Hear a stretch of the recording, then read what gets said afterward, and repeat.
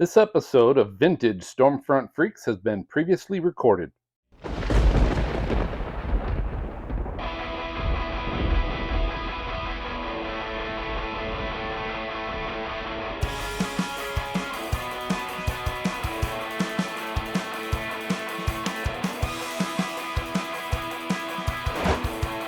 All right, we're here with Lindsay Gossling, who's the writer and director and producer, whose work is driven by social justice and the notion of everyday survival. Her first feature film, Un Traducteur, had its world premiere at Sundance in 2018 in the World Cinema Dramatic Competition and went on to become Cuba's official selection for the Academy Awards. Lindsay is the director and co-writer of 13 Minutes. And we're also joined by Travis Farncombe. Now, Travis is a storm chaser. He's also the producer of this film. Travis has been storm chasing for over 10 years. He's a resident of Toronto. He frequents the central U.S. plains and is also a storm guide for Silver Lining Tours. Now, Travis is the founder of the social media chasing website Highways and Hailstones, and he's also well, we were going to call him a co-writer, but we're not calling him a co-writer now. He's the producer of 13 Minutes. Yeah, well, okay, listen, Travis, I have to hit you first with this question. When we ran into you this year in Saskatchewan chasing storms, I asked you, what do you do for a living? And you said, well, I'm in film. And I think you really undersold yourself this year, considering you're coming out with this amazing film, 13 Minutes. I know, but here I am overselling myself, right? Like we're really getting at it this week. It's a big week for us for sure. 13 Minutes is, out tomorrow in the US, the next week in Canada. And to be honest with you, Greg, like when I go and like bump into you in Saskatchewan or Alberta or wherever it was last summer, obviously I've been working on this for years and know this is coming down the pipe, but like it feels a heck of a lot more real tonight than it did out there on the plains with you. So it's a good week for us. Yeah, and Lindsay, how did you guys meet up? Like, where did the connection come between the two of you? So we've known each other for years, forever and ever, and we've just known each other forever. I don't even know we go back so far, but when we first kind of got together, and I've obviously known about Travis's passion for tornadoes and desire to drive towards them when everybody else is driving away for a long time, and the whole film sort of started to come about when we started talking about some of the challenges and the social, the dangers and the risks to communities. It was sort of the inception and the beginning of conversations that led to this film. And Travis, why, listen, we're storm chasers. You're a storm chaser. Why did you not take the storm chaser side of this thing? This movie is built around these people and their stories and their 13 minutes. Why not the storm chase? The storm chasers are going to be a little bit pissed off at you. Yeah, that's okay.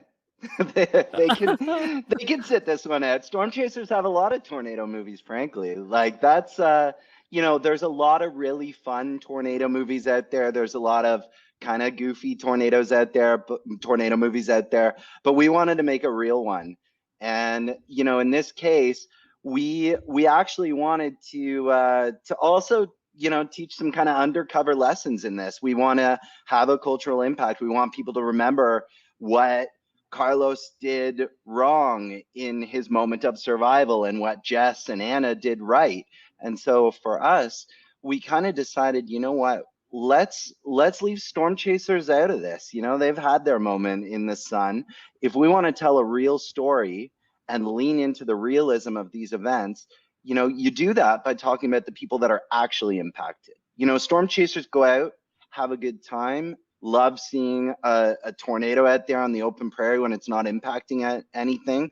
But all of us are, know that one of those realities is that it can happen to communities. And so I think that there's I don't know, there's a degree of responsibility. If you're going to make a storm movie, let's do it right, and let's try and have an impact. So that's the approach that Linz and I took on 13 minutes. No That's not sharks? No sharks in this? Yeah. We talked about sharks lots, but there are no sharks. That's not surprising though, what you say here, Travis, because when I was looking at it, when I was watching this movie, I was thinking, wow, you guys really have prioritized weather safety. I'm actually going to say that this is probably one of the most educational weather movies out there from a weather safety perspective that I've ever seen. And I thought that was really awesome. And I think a big part of that, too, what helped was the character building you guys did. So Lindsay, this story, I felt like really built the characters in the beginning more so than other stories I've seen. And I feel like that was probably really important in driving some of these lessons home. Can you talk a little bit about why it was so important to develop these characters in the beginning? It really was. I mean, this is an ensemble. We have an ensemble cast. It's an ensemble film. So you don't have a ton of time to introduce everybody and get the audience to, know who they are, relate to them, like them. Because very soon we're going to destroy their world and we have to care about them before we do that. So, it was important for each and every one of them to have, one of the things, so I'm just going to sidestep a little bit, but I will come back. When we meet each one of these characters, they're all going through something like huge in their life. We're meeting each one of them at sort of a pinnacle or a turning point in their own life. And, that was important because the tornado itself, it hits once. I mean, we got one hit with the tornado. And so when we meet everybody, they're going through this, we're meeting them at the culmination of like a crisis moment in their life. And then the tornado is going to rip through and destroy that world. So yeah, I mean, it was essential from the outset to have characters that were relatable. Another thing is, to your earlier, what we were talking about with the weather messaging, one of the things when Travis and I first started talking about this, we were talking about all the problems that are had in terms of getting people to respond properly to weather warnings. And some of those things were, people, they just don't listen because they think they know better when they're being told very clearly what to do. They don't understand because of, or they get confused by mixed messaging and outdated advice, or they don't understand because of language barriers. And so as we were talking about each one of those communication problems, we also felt that they would really marry up well with each one of our sets of characters and each one kind of experiencing one of those related communication issues in their own world. And if I could add to that, I would just say, like, everyone on this panel knows that tornado warnings are actually pretty good a lot of the time now. Like, the science, the meteorological science is really in place. But at the end of that line is the social science. It's the human element. And so what we did was we take you to a place where that human element is on display, and you're going to see how circumstances matter, choices matter, and the responses matter. And so that's really kind of, I would say, what drove the characters to that point where they are all behaving the way that they do. And all of that makes or breaks all of their different moments of survival. So this, I didn't realize till I actually looked it up. It was actually filmed in El Reno as one of the locations, which is notorious for one of the worst tornadoes in history of the world. How did you decide on El Reno and Minco? And when you went there, did you have to be sensitive to the people living there? Like, as this movie comes in, are there still some like PTSD going on with people? Or, I mean, like, what do y'all have to do to prepare for this? It's an interesting question. People were very open. Everybody wants to talk about what happened. They were more willing and open to speak with us anyway. I didn't feel like we were overly, needing to couch anything. It's very much a reality for them. In terms of the place and finding it, I had never been to Oklahoma until we were location scouting. And Travis took us down, me and our other producer, Karen Harnish, and we drove around. And when we came to El Reno, it was just absolutely perfect in terms of this world that we were setting up. You know, it was the size, it was the downtown, it was the character of the place. So yeah, as a location, it just absolutely fit the bill in terms of what we were looking for. And then everybody was telling us stories about, you know, tornadoes they had experienced, or the big tornado, or where they were when it happened. So yeah, a lot of stories, a lot of learning was done by listening to them. The weather, I loved the weather areas in this. Just real quick, I just wanted to say, you know, Travis, in Twister, for example, everybody knows Twister. In Twister, the hail, it was like I got it out of my refrigerator freezer. You know, it was coming out as crushed ice.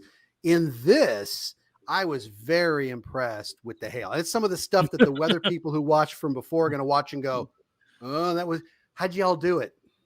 All right, so that just warms my heart, because the hail was our most challenging VFX element. We worked with Company 3 Toronto for all of the visual effects in the film, and hail was the one thing where it was really hard to get it to read on screen, and we were getting down to the wire because you've only got so long for post-production, and it was actually like the last one or two passes where it was like, oh man, that's it, we got it now. You know, all of that hail that you see in the film is visual effects, you know, with the exception of a couple like snowballs that were hucked at Thora Birch as she ran through a parking lot. And all of the credit for that goes to the VFX team, who just took visual references. We gave them, you know, videos and said, this is softball size hail, this is what it really looks like, this is what we want. And they just like ran with it as far as they could and nailed it. And, you know, I mean, I will also say, like, I hope that all of the weather watchers and weather enthusiasts on this panel have noticed stuff like the wind. You know, we have inflow. It's so common in these films, you know, the wind's blowing the wrong direction. You know, it's like, oh, you know, big tornado, but they're all in the outflow. So we got that specific on it, where we were moving wind machines around to make sure, and credit goes to Lindsay for that, to make sure that we were that true to the nature of this, because we know that audiences are going to feel that, whether they know it, you know, educationally or intrinsically, they're going to get it. I love that. Oh, And go ahead.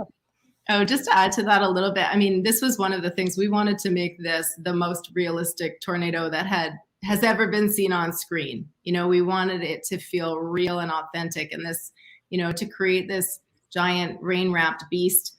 You know, everything from all the sky replacements that have been done all the way through, you know, meticulous time and care, and all of Travis's consultation, and, you know, picking every sky and clouds so carefully to make sure that it tracked with this day, all lends itself to that. And he's underplaying his role in the hail a little bit. It was so meticulous in terms of like the velocity of fall and the rate and the bounce height. So yes, Company 3 absolutely nailed it, and they went with, you know, we went through iterations and iterations to get that hail right, because that is so hard to do. I mean, like you say, it's very hard to recreate practically. Like, special effects team had created some really, really good, like they made ice balls and then they packed it with, you know, lighter stuff, and they shaved it, and they made some really great physical hail. But the visual effects team, you know, it took a lot of craft to get that hail right. And I would have I think that was a complimentary way to call me a pain in the ass. No, but it was good. And I just have to say to both of you, like, it brought me to tears. Like, I sobbed really hard during the movie, not because it was sad, but I covered the super tornado outbreak of 2011 in Tupelo, Mississippi. I was a local meteorologist at the time. So I covered all 3 rounds of severe weather. We were on air total 18 hours. Like, the rolling up of the sleeves of the meteorologist, like, that's what happens. And him getting scared and just thinking, have you talked to my wife? Like, it was so real because that happened to my chief meteorologist. And so I was just like, oh my gosh, like it took me back to that day. And I was just so amazed by all the detail, even the glass of water on the kitchen counter. Like I noticed everything.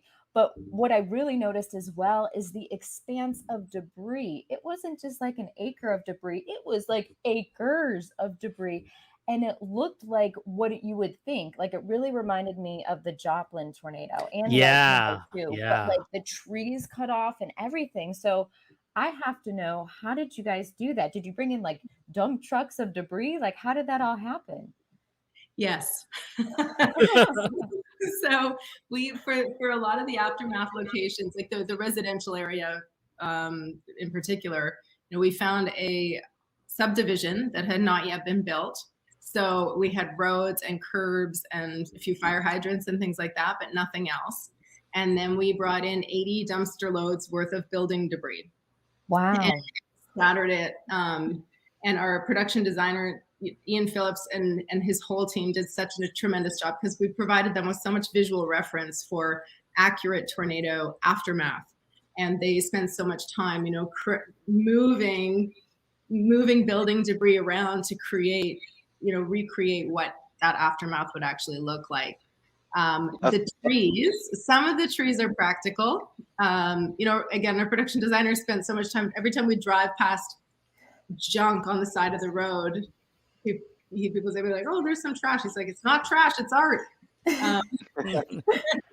But we, you know, some of the trees are practical, but some of them are also computer generated. And that also, you know, Travis can speak to those ones because all of those, you know, we had at a certain point a shot where it was all, and then visual effects backfilled the debris. So we have practical debris in the foreground, and then they've matched it to make it look on forever. So the actors have physical material to work with, and it's real. But then the backfill is computer generated. But then we had the final shot, and something was missing. And Travis was like, "It's the trees. We need more trees." She's calling me a pain in the ass again, but yes, I don't know if you can say that on your show, but I. Oh yeah. Okay, wonderful. Yeah, I mean, we got halfway through the VFX process, and we had these amazing scenes of destruction, but something is missing. And like, I've seen tornado aftermath, and it was the trees. It gives this depth of destruction where everything is leveled, and you have these kind of monuments of destruction sticking out and going to the horizon, and that's what was missing.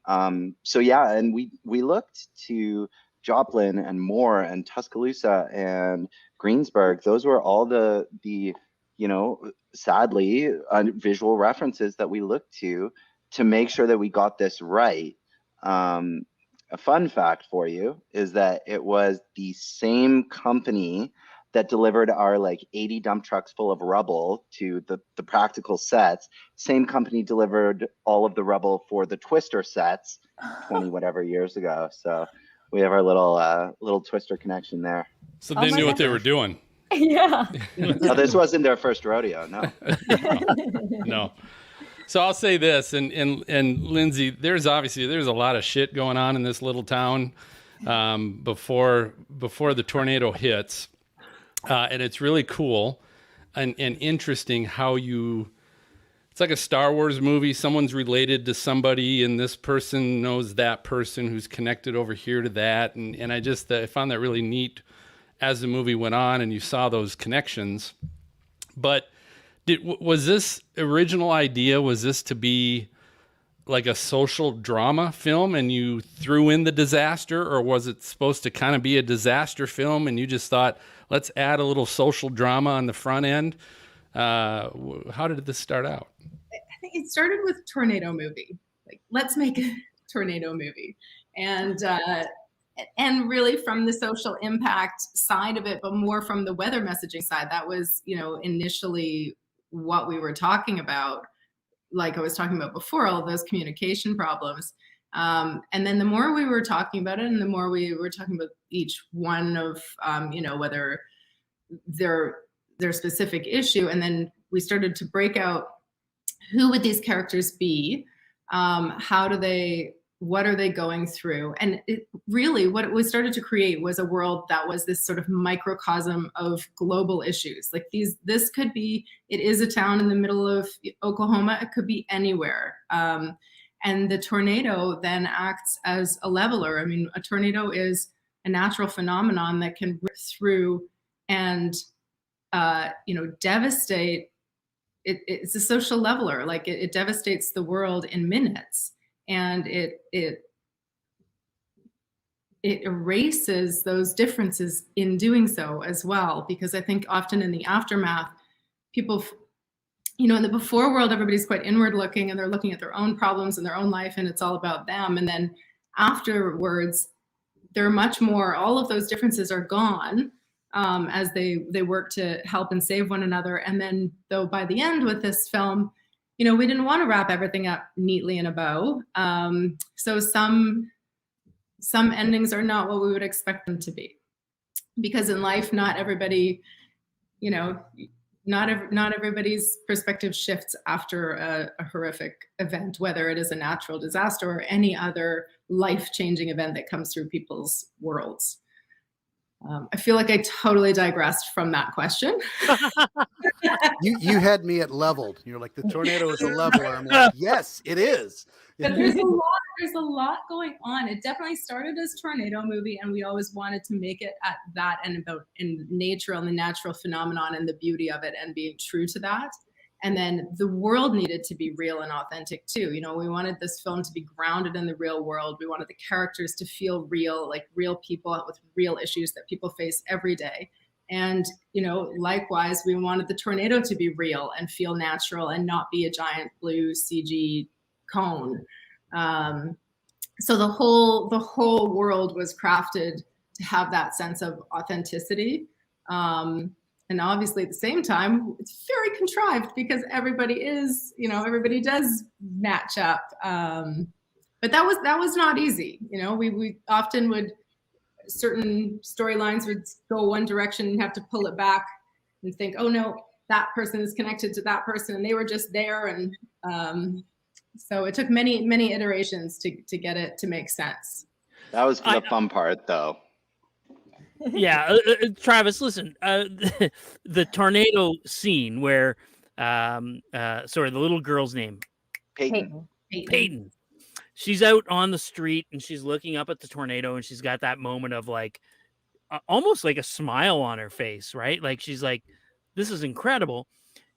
What was the inspiration for that tornado? Like, was there one that like visually that it's supposed to represent? I would say that there's not, spoiler alert, it's Tescott, the Tescott tornado. Storm chasers out there know the one. I was on that storm and then bailed on it, which I never do, but I did that day, so I missed that tornado, which sucked. But especially now that we've used Tescott in the film. Yeah, but I will say though, like what we didn't want to do was go with that like stereotypical tornado that people see, the perfect tornado coming 30 minutes away. We wanted to show audiences also that not every tornado looks like the Wizard of Oz or, all of the tornadoes in Twister, much as I love it. Like we wanted to show a dark, messy, kind of evil tornado. We went rain wrapped, and when it gets to that point where Peyton's standing out in front of it, she's right in there in the bear cage.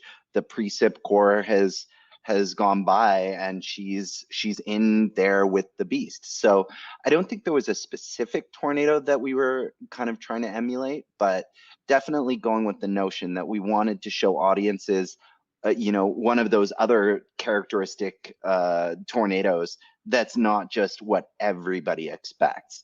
And I'll tell you that when we created that tornado, I watched every single video of tornadoes that was ever shot in 4K before we settled on that one. And then we augmented it with VFX flying debris. We also had Lindsay had the wind machine blowing toward Peyton in the tornado, but then we also augmented that with VFX to give their kind of a ground dust blowing toward the tornado being sucked toward it. we have a tornado. We took there's a bit toward the end where the roof gets sucked into it from the right. That's a piece that was augmented from another tornado video out there that's super famous. I want to say it's Attica, Kansas, but I might be mistaken right now. And then we kept adding to it. Again, this is where like we're in the VFX studio, and like you can get really carried away when you're a tornado geek in a VFX studio.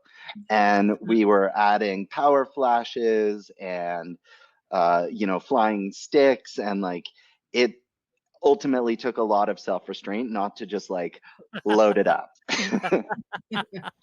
No, it was awesome. I mean, we all here have seen a ton of different weather movies. And for me, from my perspective, I'm going to go ahead and say that this was the most meteorologically accurate weather movie that I have seen. And it's by a long shot. Storms came from supercells. I mean, that in itself set you miles apart from a lot of the other weather movies out there. So, I mean, not blue skies? shocking, right? Tornadoes from Stratus.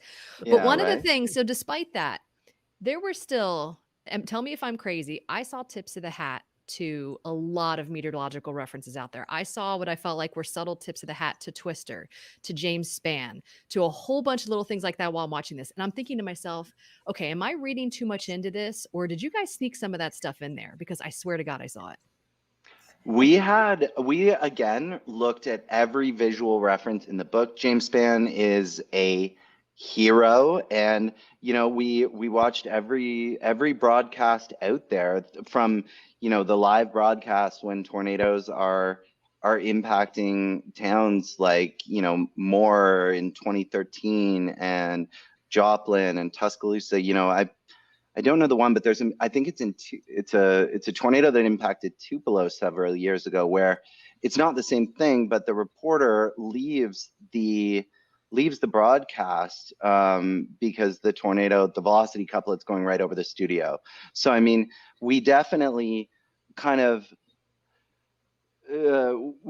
looked and considered all of that in really talking about who Peter Facinelli's character Brad was, because again, it's the character that needs to be telling people what and how to do it, and so I think just the accuracy of that was essential. Lindsay, I got to ask this. We were talking about Un Traductor earlier, and I actually had to kind of look it up. I hadn't seen it, but I think this movie may actually get people, just from hearing this, want to go back and watch that movie, because I saw the trailer and I cried of Un Traductor. Now, you made Jen cry in this movie. Were you supposed to make Jen cry in this movie? With the sky. And there are moments, certainly. I love when you make people cry. I mean, anyway, anytime, then they're emotionally connected, and that's the goal. I think this has moments where I hope that by the end, all through it, before the tornado, as it's about to hit, you're going to wonder what's happened to people. You're going to want to reconnect with all of our characters, that we have that emotional connection. Un Traductor, I hope people go back and watch it. It is a beautiful film, and it's truly beautiful film. It's a tough, the subject matter on paper sounds tough, but it truly is a beautiful, beautiful film that I hope people will leave feeling uplifted from. Yeah, I want to watch it. It looks like it's done very, very well. I'm like, oh, I got to watch that one too. Welcome to Outbreak, a new live stream format brought to you by the Stormfront Freaks podcast, hosted by me, meteorologist Brady Harris, also known as Stormcat 5. We'll go live on days of extreme weather with the goal of keeping you safe, informed, and entertained. The only question that remains is, are you ready for the outbreak?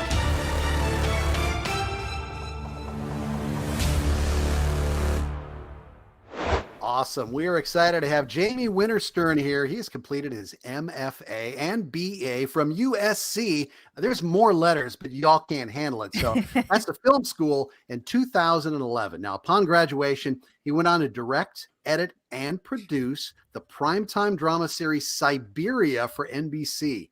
On March 17th, Winterstern's feature directorial debut will be released. So Supercell That's what we're talking about. It's a modern day storm chasing movie starring Alec Baldwin, Anne Heche, and Skeet Ulrich. It premiered at the Newport Beach Film Festival last fall and won the Grand Jury Prize in Cinematography. Jamie, welcome. Congratulations. And I got to ask you, I was so excited to see all the United States. What's with Montana and Georgia? That's a good question. Well, it's funny because when you make movies, you shoot where the tax breaks are, and you get good tax breaks in those states. The funny thing is that I was requested to shoot the entire movie in Georgia at one point in time. What I guess the producers didn't understand was there's trees in Georgia. Yes. You can't have a storm chasing movie when there's trees. So I was able to convince them to shoot at least half the movie in Montana, which at least is a part of the plains. We were shooting during a time, in fact, it was about 2 years ago, April, May. So storm season was at the height in the southern plains. So it was just a smarter decision to stay north. And we were still shut down by high winds and some weather elements. But we shot half the movie in Montana outside of Billings and half the movie, the interiors, in Thomasville, Georgia. Nebraska, Kansas, there's a lot of states that don't have trees. I'm just saying. I agree. Hey, I got to say this before, just to let you know. So my son wanted to go see Cocaine Bear. And so we went and saw Cocaine Bear. Your movie is 100 times better than Cocaine Bear, man. Nice. I'm telling you right now. Yes. I love it. That's It amazing. is funny because I live here in Georgia, Jamie, and they do tons of TV and movie here from all those tax breaks. And I've tried to chase here. You can't. You can't see anything. And then the traffic's horrible. So, but I did wonder, like, doing a movie with weather. I mean, what was your biggest challenge? Because it all looks so beautiful. To get that kind of nature. Yeah, well, I would say that, the biggest challenge in filming weather, it's weather. And when you try and recreate something natural, it's almost, weather's so imperfect, right? And the creation of making films and perfecting the craft of creating all this stuff, it's hard to emulate. So I would say it was a mixture of doing it as practically as possible, where we would use Ritter fans and rain machines and dust particles to do it kind of the old-fashioned movie making way that they don't do it anymore, to try and create as much of that imperfect look on camera. And then when we had the opportunity to go out and collaborate with fantastic filmmakers that are storm chasers, like Pecos Hank Shima, who will be at the screening event tomorrow, who gave me access to his entire library of footage to utilize these amazing shots he's taken of tornadoes and mammatus clouds and the supercell structure that I could basically comp into the plates so that everything you're seeing is real. So that was kind of the key to making it work for this. And I think, Jamie, that must have played a huge role in those cinematography awards that you won, all that natural. Because I assume you're saying most of that those weather shots were all natural, right? Yeah, I mean, Andrew Jarek, who's our cinematographer, we've worked together since USC Film School, and it was very comforting on my first movie to have somebody I went to school with, just to surround myself with familiar people. But he and I had like a game plan, and it was always to bring back the classical nature of filmmaking, to have things be more tangible, to have things be more tactile in the frame, and to also just pump up the lighting to make it feel more nostalgic. There's a lot of backlight in the movie. In a lot of interiors, we add a lot of haze. You might see that in some of those great 80s films like E.T., Close Encounters. And I just think that it just adds some magic to the whole experience. And that's what I wanted, younger audiences, kids who don't watch those films. Those films were when I was 8 years old, 10 years old. They don't see those movies today. So I think it was a mixture of trying to bring back some early era filmmaking mixed in with the ultra realistic, naturalistic way we shot the skies and the great plains and the skyscapes. So, Jamie, I'm guessing you've seen Twister. No, is that a good movie? It was a pretty good movie. What was that, 1990 or something like that? So 96. I'm wondering, you know, are people 96? Thank you. I watched it. Is this like Twister? Is it like, you know? And I have to say, I remember watching the skies in Twister and sometimes going, yeah, I don't see the bad weather from that type of sky. But I have to say, in your movie, I was like, dang, you had some good stuff. I had the surround sound going. The basses were shaking the house. Yeah, the sound was great. Yeah. Thank you. You know, it's funny because, listen, Twister's the, you know, it's the storm chasing film that we've all watched, and it changed the industry actually. When Twister came out, storm chasing wasn't really a novelty. It was a bunch of crazy scientists trying to get their probes in front of storms for scientific purposes. And when I went chasing and I saw what I saw 4 years ago, which is essentially Disneyland in the Midwest, there are tens of thousands of tourists that come from Australia and the UK. And there's these traffic jams in cities that have probably less than 200, a population of 200 people. That was kind of the evolution of what storm chasing's become. That to me was the next chapter of what the storm chasing industry is. So listen, Twister, I love Twister. Jan de Bont, unbelievable filmmaker. And he had a budget. I don't like to complain, but it would be nice to have a studio budget of $100 million to make a tornado film. I'm just saying. So it's hard to compare our little micro indie storm chasing movie with Twister. I am flattered though, if people say they enjoy it as much or more, or if they get something more out of it. That's a huge kudos to the experience and what we were able to create. But I do see it as the next chapter of how storm chasing has evolved from being very much scientific to tourist experience. Jamie, do me a favor. So we've got a clip here that we're going to play from the movie. If you can maybe set this up a little bit and talk about what's kind of going on in this part.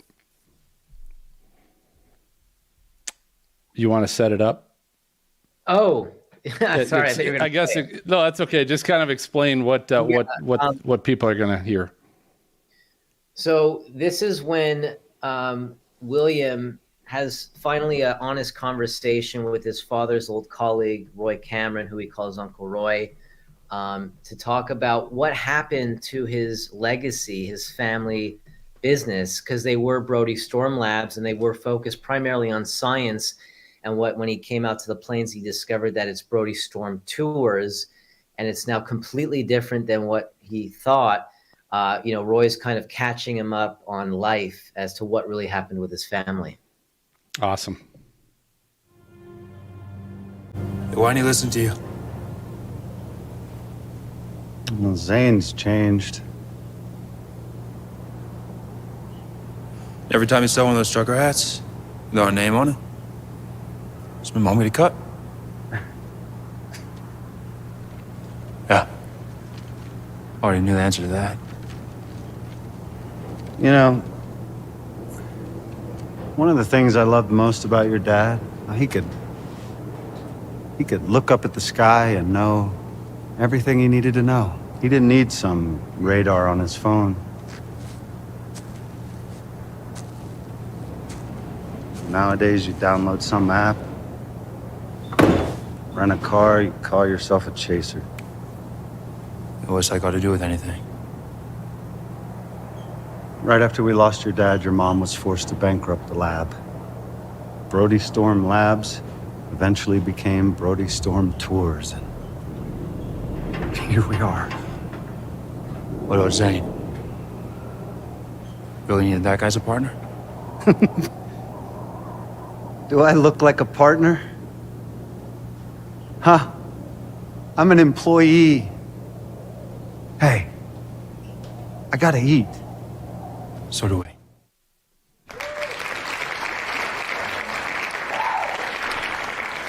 So that's really good. So here's what I want to know is, Jamie, because you went storm chasing, obviously to kind of help you get some experience and get ready for making this movie. What from your experience or experiences when you were out storm chasing, did you make sure you made sure you added to the film? Oh my, there's so much. I mean, it all started with Tempest Tours. And it started with a beautiful couple named Kim and Steve George, who basically introduced me to the storm chasing, as kind of a hobby, as a thing. Before that, I was completely clueless. And then through Kim and Steve George, I meet Martin Licious, who's the owner of Tempest Tours, which is an actual tour company. They have a conference that Dan Wallace and I met a couple of times, the last two, in fact. It's called TESSA. Yeah. It's called Texas Severe Storm Association Conference. Correct me if I'm wrong. And they have fantastic people show up from the National Weather Service, people like Roger Edwards, who's a forecaster for the National Weather Service, and other forecasters and scientists. And I know I'm forgetting some names, but meeting one person led to meeting more people. Dr. Lee Orff was someone I consulted with. He introduced me to Pecos Hank, who's a big YouTuber and storm chaser, who introduced me to Skip Talbot. And I just kept meeting a community. And what was beautiful is I was sharing the passion and love for both making films and weather. I always loved weather growing up. And I've always loved making movies. And I think that passion was shared amongst everybody, and everyone just wanted to chip in and help. And it was a communal experience where, Tempest Tours, they gave me so much insight. They read the script. They gave me, specific ideas on how tours were operated and weather events, what would happen, what would not happen. They gave me access to their libraries of photographs on Facebook. So, I was able to utilize all that in addition to Hank's video clips, which were used as VFX for backplates of shots. So it was like a village. The whole community, the storm chasing community, really banded together. And I feel like this movie is for them. It is for a wide audience, but my heart goes to the storm chasing community, because I couldn't have made this movie without them. Did you get to hear a lot of stories from all the people that you all the good war stories? Exactly. Well, is there one that stands out at all, or? I need to introduce somebody for some good war stories. There's a gentleman next to me who was there at the beginning. You may have known him from, his name is Brando Corbin from General Hospital. He is Johnny Wachter. We worked together on Siberia. He was the lead of Siberia on NBC. How's it going, guys? And he was also in Supercell. He plays Martin the Storm Chaser, who has a great scene with Alec Baldwin near the end of Act 2. Yeah. Johnny. Welcome. Share what were any stories, storm chasing stories you might have heard while out and about? Well, I'll share an experience of ours and how I got involved, and then I don't know. Perfect. If I told a story, but it was Don't pull your punches now. So like Jamie said, he's always been interested in weather, but before storm chasing, he was just kind of taking photos of thunderstorms over in Florida. I don't know how he ended up in Texas, but he's in Texas, and he's with Steve George, who I don't know at the time, but he's on Instagram posting some videos talking about tornadoes and chasing tornadoes. And I reached out to him. I said, are you chasing tornadoes? He goes, yeah, I'm going next week. You want to come? I said, hell yeah. So I clean my schedule. I get in a flight and I go meet up with Jamie and his now fiance Julia And we've got a trio. We rent a 2019 Suburban, the death sled, and I get appointed the wheelman. So nice. I'm thinking Storm Chaser. We're going to be like, we're right in it. Like, all right, this is where the weather is. We're going to see a tornado. We drive about 2,500 miles over the course of 5 days, just chasing, and seeing a bunch of almost. You know, you get the circulation. Think you're going to get something coming down, and I'm learning. Not really. I'm driving. He's on the radar. He's got Steve George kind of directing him and stuff. We're just kind of figuring it out as we go, but we learned some things. You know, don't go in a tree line really. Have a half tank of gas if you're chasing a storm. Have an escape route. Stay on the southeastern side. So these are the things I'm just kind of concerning myself with. On the very last day, actually the second to the last day, we're flying out the next day, right? Yeah. So the second to last day, I forget where we ended up, but we went up to Kansas. And then we were back in Dallas. Then came back to Dallas. And then the sirens started going off while we're in Dallas. And then we catch word that there was a tornado that touched down in Canton. And so we looked at the map and we're like, can we make it? And it's about 45 minutes north. And I was like, well, that's 20 minutes with me driving. So we chased up wheelman.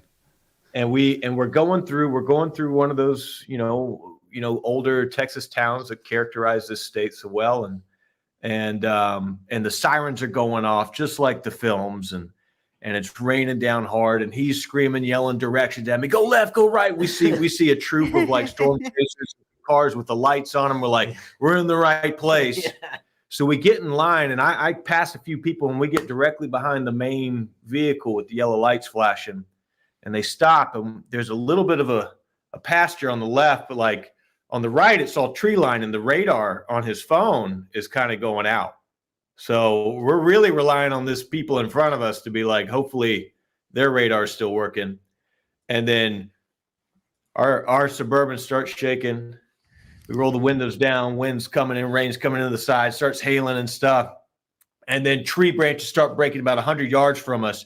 And then we just see some real chaos going on. And then it goes through. And we're thinking, that was it. We had a tornado. Come to find out later, we think it was one of the vortices that came off, but we kept chasing. There was a point where we thought we were in front of it, and I was on the northwest part, and we could see the top of the storm over the tree line. We thought it was a tornado, and I decided to gun it, and he's deciding that we shouldn't, but I do it anyways. So I broke a rule. But it was pretty scary. And that was butthole clenching moment number one. We all survived. That's a good line. We're keeping that. We came back next year, and we did it again. We had another butthole clencher, but that second one was a better butthole clencher story, though. Yeah. We got time. What's the second? I want to know when you had to clench that butthole second time. The second time around, you said a year later. Yeah, so almost exactly. Okay. We were in Del Rio and we were going toward Uvalde. Yeah, so it was that part of Texas. Pretty far south, right? Yeah. If I remember correctly. It's nighttime. And we started to really kind of like, yeah. Yeah, we were stupid. Oof. Sorry, knowing is half the battle. We were risky. Nighttime chasing. But we were in a town where the water was coming down hard, and we had these road flares, and we had the cameras, so we're really trying to kind of play out some potential scene ideas that we would later eventually use in some of the concept footage. And so we're messing around, I'm going out in the rain with these flares and stuff, and he's filming from the inside, and then I believe we get back and we were happy with some of the stuff we got. We started driving further south. Well, no, so we were in Uvalde, and there was a cell that was blowing up to our east. Okay. And it was a weird place where there was a lot of highways, and then there was probably like 20 miles and more highways, maybe closer to San Antonio. And there was only like one very tree-like road that was weaving to get across, to cut ahead of this growing cell at night. And then the cell developed a couplet. So I was watching our radar because it was nighttime, and Johnny was driving, and I'm watching the radar, and the couplet is right on top of the GPS. And I remember I remember the smell. It's very hard. I wish I could put this in the movie. It smelled like fresh, wet grass. You know it felt like a lawnmower. Like fresh cut vegetation. That was the scariest smell, because that's, if that wet bark, that means shit's getting ripped. Yep. And I thought to myself, we're gonna die. And we're gonna get lifted any minute, any moment because of that smell. And I started saying, call Val Castor, and you yelled at me. You said, shut up, Val's not gonna do anything. It was good luck with that. Yeah, but it was very quiet, because then it was absolute darkness. And I'm sure you've all driven through storm where it's just sheets of rain and hail, and you can't see anything, and then it's pitch black on top of that, and it's flooding everywhere. That's the best storm chasing right there. Yeah, you can't see crap. So speaking of smells, guys, is one of your rules always bring an extra pair of underwear? Is that in there somewhere? One of your rules? I just shit in a cup. You need to totally go chasing with us. You will keep us laughing the whole time. I swear to God, he's coming with us. That's I'll say this. It's funny because on my Twitter feed I get you get the little ads. I had an ad just come through the other day with this tube that you can expand, and it's basically for peeing in when you're in the car and you're not going to stop. It was a Twitter ad, and I was like, bullseye. That's beautiful. Every chaser needs something like that. What was the one from last year? The Shiwi or something for the women? Yeah, it was insane. That's pretty accurate. Man.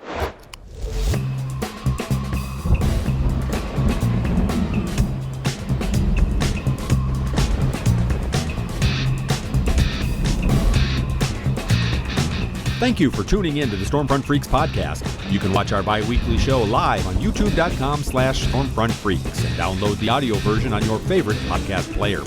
For links to our Patreon team of exclusive benefits, show notes, past shows, new videos, merchandise, and more, visit our website at stormfrontfreaks.com. While you're there, check out our interactive chaser radar from our friends at zoomradar.com. If you'd like to contact us with questions or make comments about the show, shoot us an email to questions@stormfrontfreaks.com or follow us on Twitter, Facebook, Instagram, or TikTok. Search for Stormfront Freaks. We'd love to hear from you. Join us next time and tell a friend about the Stormfront Freaks podcast.